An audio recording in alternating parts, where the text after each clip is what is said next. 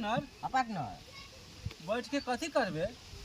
एगो काम कर, हमें संताक्षी खेल। बैठे बैठे क्या करना है? करना है कुछ काम तो है ना। हाँ आ शुरू करो अंताक्षरी लेके बुकवाचा के नाम। हाँ, बुकवाचा के नाम म से बुकवाचा म से शुरू करो। रे तोरा माई के रे तोरा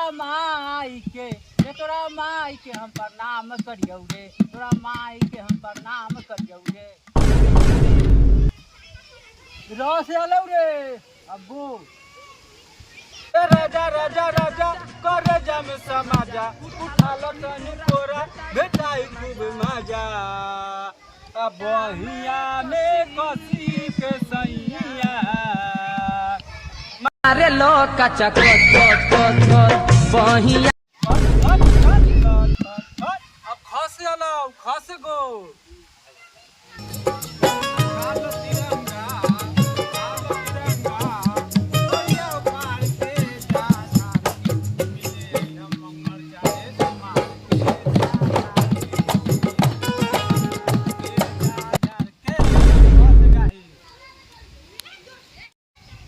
कमरिया कमरिया कमरिया तोरेला पागल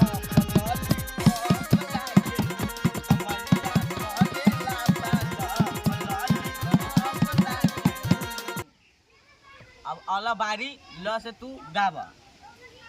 लहरिया लूटाए बाबा मुहावा पर डाल के चदरिया, लहरिया लूटाए बाबा।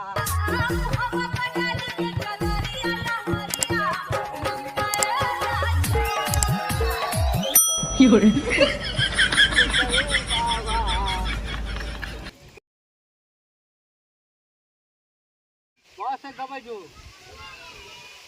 बस बंग।